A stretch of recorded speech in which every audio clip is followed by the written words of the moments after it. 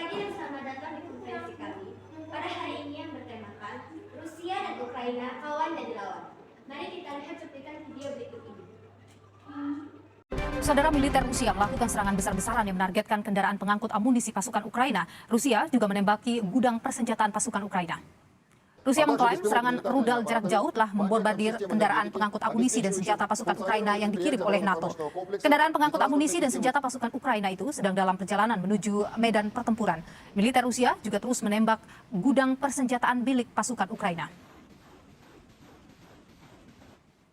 Militer Rusia dan Belarusia melanjutkan kegiatan latihan tempur gabungan di wilayah udara Belarusia. Latihan ditujukan untuk memperkuat sistem pertahanan kedua negara di tengah peperangan antara Rusia dan Ukraina.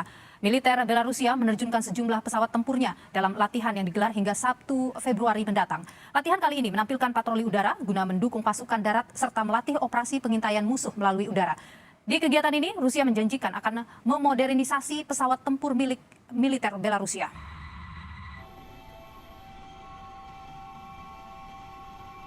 Dari setelah video yang kita lihat, dampak yang terjadi itu adalah menelan korban jiwa yang tidak sedikit, justru sampai ribuan orang pun dari kedua belah pihak dari Rusia ataupun Ukraina itu sangat banyak.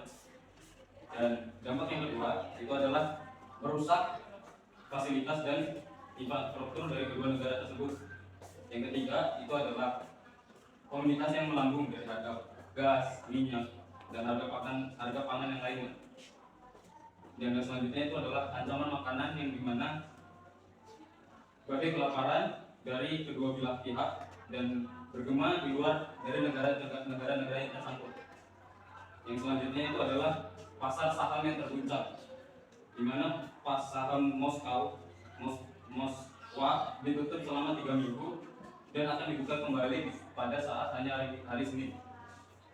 Yang selanjutnya itu adalah perusahaan-perusahaan yang di dalam negara Ukraina ataupun Rusia akan melarikan diri dan pertumbuhan ekonomi akan menjadi lebih lambat, dan akibat dari ini pemulihan akan menjadi lebih lambat. Setelah kita melihat video dan mendengar dari dampaknya tadi, saya akan memberikan ada beberapa pertanyaan kepada Anda. Yang pertama, menurut Anda, peperangan antar kawan ini sebenarnya apa penyebab dari peperangan antara Rusia dan Ukraina ini? Sebenarnya penyebab dari perang Rusia Ukraina yang awalnya kawan setia ini, mereka itu dilandasi oleh keinginannya serakah. Awalnya itu berawal dari si Rusia ini. Rusia itu ingin wilayahnya itu menjadi lebih besar, menjadi lebih luas. Akhirnya dia melihat bahwa ada potensi di Ukraina ini yang akhirnya membuat dia memilih untuk berusaha mengambil secara diam-diam wilayah dari si Ukraina itu.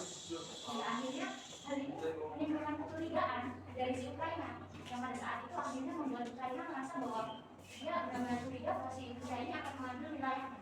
Sampai akhirnya si Ukraina ini melakukan perlawanan pada si Rusia. Lalu pertanyaan yang kedua, melihat dari penyebabnya, sebenarnya siapa yang bersalah dalam peperangan antara Rusia dan Ukraina? Seperti apa penjelasan yang pertama yang dijelasin tadi, yang salah itu sih Rusia, karena Rusia itu berusaha ingin merebut wilayah kekuasaan dari Ukraina ini, karena Rusia melihat bahwa negara Ukraina itu negara yang bagus, jadi kayak mereka punya niat buat merebut wilayah dari Ukraina. Lalu pertanyaan yang ketiga, apa yang membuat peperangan ini menjadi peperangan yang fenomenal? Peperangan ini jadi peperangan yang fenomenal atau viral bahkan menggemar di seluruh dunia itu karena apa? Karena Rusia dan Ukraina ini adalah negara yang besar, nggak kecil. Jadi dia ini sebagai seorang penopang atau negara maju yang bisa membantu perekonomian secara global. Contohnya aja Rusia adalah termasuk 3 terbalik atau terbesar di secara internasional. Lalu yang pertanyaan yang keempat, lalu kenapa Rusia ingin merebut wilayah Ukraina? Karena wilayah Ukraina itu mungkin wilayahnya itu punya banyak potensi yang mungkin Rusia nggak punya, jadi kayak Rusia itu tertarik buat merebut negara Ukraina ini. Yang kelima, menurut Anda, kenapa Rusia menganggap perlawanan Ukraina sebagai suatu pelanggaran fatal bagian strategi? Kenapa ini bisa disebut sebagai perlawanan yang dilakukan kali ini? Karena secara internasional satu negara itu punya batas spesifiknya sendiri, punya batas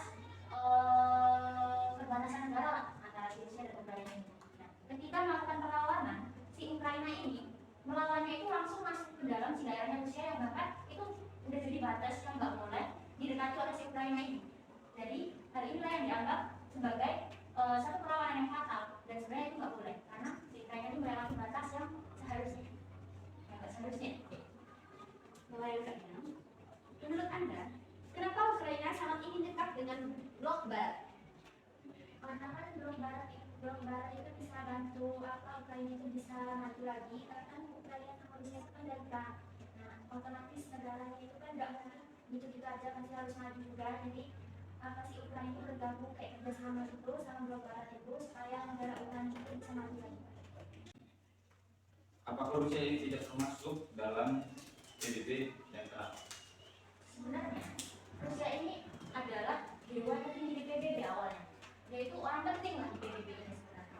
Tapi karena Rusia ini terlalu mencampuri urusan Ukraina dan mereka membatasi dan bahkan ingin melegalisasikan wilayah Ukraina dari milik mereka, yang sampai akhirnya membuat Rusia itu dapat sanksi dari internasional sampai akhirnya dia dikeluarkan dari PBB. Jadi peraturan apa yang dilanggar oleh Rusia sampai harus mendapatkan sanksi? Menurut Duta Besar Amerika Serikat itu, karena Rusia itu melakukan pelanggaran keamanan terhadap otonomi nasional, karena Rusia berusaha membatasi kedaulatan Ukraina dan aliansi Ukraina yaitu PBB, dan karena Rusia juga udah melakukan itu, jadi kayak itu mengancam dan membuat ya Rusia itu kena Pertanyaan berikutnya, melihat dari kesempatan dan peluang yang ada, bukankah seharusnya jika Rusia dan Ukraina ini tetap menjadi kawan, maka itu juga tetap menguntungkan bagi kedua negara ini? Bagaimana menurut kalian? Jadi, memang melihat dari kesempatan dan peluangnya itu lebih besar. Kalau mereka mau menjadi sahabat dan tetap jadi sahabat itu, mereka bakal saling menguntungkan. Memang begitu kesempatan dan peluangnya. Tetapi ada pemikiran bahwa jika mereka punya wilayah yang lebih banyak, mereka punya kesatuan, mereka menguasai salah satu negara itu, contohnya kayak Rusia yang ingin menguasai Ukraina. Jika dia menguasai Ukraina secara menyeluruh, maka itu nanti dia akan lebih memiliki wilayah yang sebenarnya luas. Jadi seperti itu. Oke. Jadi hal apa yang menarik dari peperangan Rusia dan Ukraina? Karena Rusia itu strategi yang sangat bagus. Jadi strategi yang bagaimana dan atau yang mana yang terkuat untuk memiliki potensi untuk menang? Kalau melihat dari strateginya, karena itu ada strategi dari Rusia. Strategi Rusia itu adalah yang lagi fenomenal sekarang, yaitu strategi mundurnya Rusia, tentara Rusia. Itu kenapa? Karena mundurnya tentara Rusia ini awalnya dianggap sebagai kekalahan oleh si Ukraina. Karena mereka berpikir bahwa si tentara Rusia ini sudah terpojok sampai akhirnya mereka akan mengalah. Tetapi enggak. Mereka melakukan perlawanan. Setelah beberapa hari kemunduran mereka, Rusia ini mengirim rudal presisi sampai akhirnya merusak infrastruktur dari si Ukraina. Strategi kedua dari Rusia ini adalah pertahanan anti serangan di udara. Nah, strategi pertahanan ini adalah strategi tentaranya Rusia, yaitu mereka yang menjaga di udara. Tentara udara mereka, angkatan udara mereka itu menjaga khusus di bagian udara itu agar si Ukraina ini gak bisa menyentuh mereka bahkan dari atas sekalipun. Jadi yang ketiga adalah strategi rudal balistik Ukraina. Nah, strategi ini adalah strategi yang membuat lompatan besar bagi si Rusia ini. Kenapa? Karena rudal balistik ini seperti yang tadi perang mundur tadi kemudian tentara Rusia tadi seperti itu, yaitu rudal ini menghancurkan infrastruktur Ukraina sampai akhirnya membuat kerusakan fatal di Ukraina. Lalu ada strateginya si Ukraina sendiri, itu menarik banget karena strategi awal mula si Ukraina ini melakukan peperangan dengan Rusia itu mereka melakukan strategi penenggelaman kapal penjelajah atau kapal Moskwa atau peledakan jembatan Crimea. Itu yang dilakukan oleh Ukraina. Lalu yang kedua ada strategi nekat, yaitu beruang tempur. Mereka melakukan strategi nekat ini yaitu yang dibilang sebagai pelanggaran fatal tadi.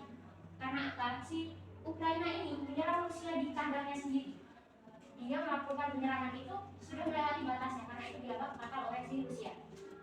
Itu adalah strategi-strategi yang dilakukan oleh si Rusia dan Ukraina. Lalu melihat dari potensi strateginya, yang bakal menang itu adalah Ukraina. Karena apa? Ukraina itu sudah mendapat bantuan dari NATO. Ukraina mendapat bantuan dari PBB, NATO, dan Rusia ini apa? Lihat dari dampaknya sekarang bahwa Rusia itu mendapatkan sanksi yang artinya bahwa Ukraina masih mendominasi. Oke. Karena pertanyaan yang terakhir dan sekaligus ini adalah pertanyaan penutup.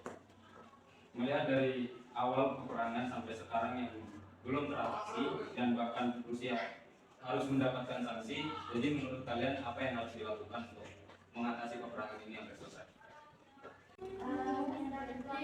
Berdasarkan peperangan ini tuh kayak melakukan pendekatan antara Ukraina dan Rusia tadi. Terus yang dilakukan itu kayak menangani dan menjaga supaya dari Ukraina sama Rusia ini gak perang lagi dengan China.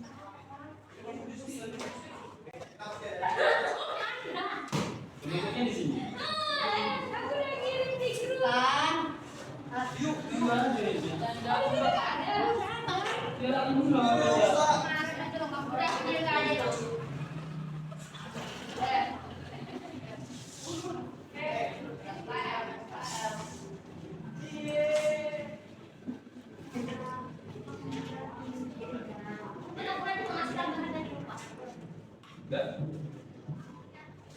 Sekian dari konferensi yang bertemakan Rusia, Ukraina, lawan jadi lawan. Pada hari ini terima kasih kalian sudah datang. Kok sudah datang sih? Iya. Dah. Mana?